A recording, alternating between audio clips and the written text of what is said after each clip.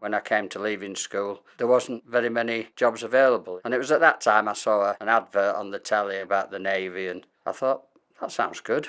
So I went down the careers office, wanted to join up as a chef. They obviously had enough chefs. So I said, do you do anything else? And I said, well, I like metalworking and things like that. So he says, we've got just the position for you.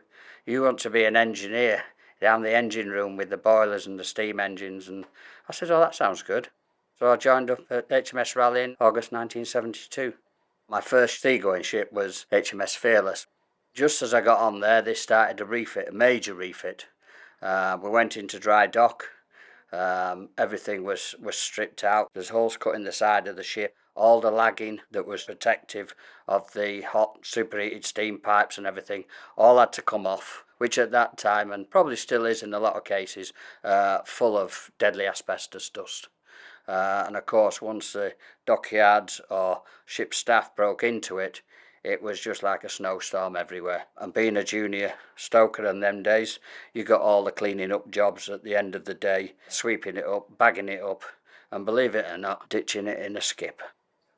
There was no masks, no special suits or anything else like that. It was get in, do that.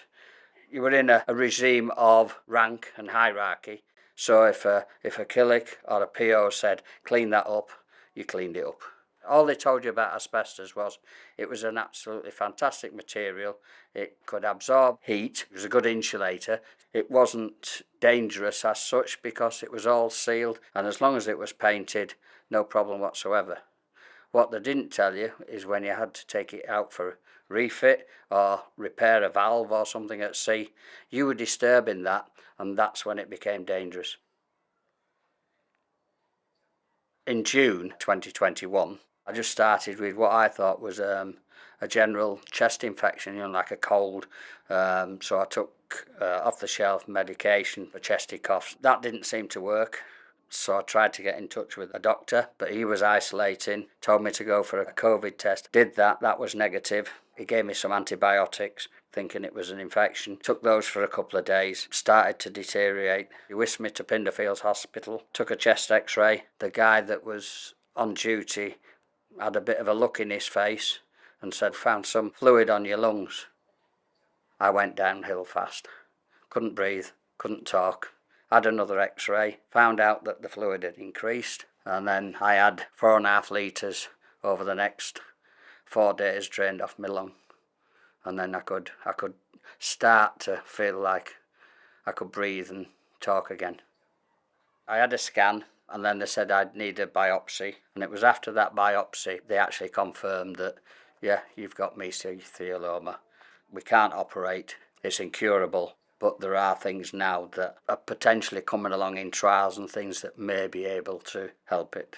So if this had have happened 5 or 10 years ago, there was no treatment whatsoever. It was just straight to palliative care. It's much, much harder for the people around you than the person that's actually going through it. Because you know how you feel, you know how to cope with it. The main thing with this mesothelioma, it's incurable. Don't ever call it terminal. It's not the end of the world. I had 6 sessions of chemo, and I went into the chemo sessions thinking, that's there to help me. Give it a chance to help you. You've got to play the cards that you dealt, unfortunately. The support that's been there from when I first got diagnosed is absolutely unbelievable.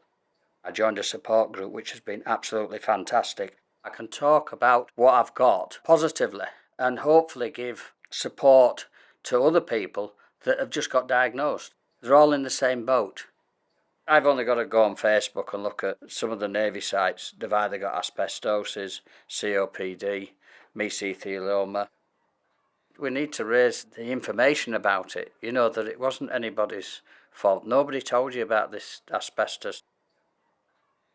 I think what I've learned coming through this process is the people that are around you, they become a little bit more distant. I go up to them and say, look, this is what I've got. Can't change it. Don't change your feelings towards me. I'm still the same guy. I'd still do the same things. I'm still as daft as a brush. So talk to me. Don't alienate yourself from what we had before.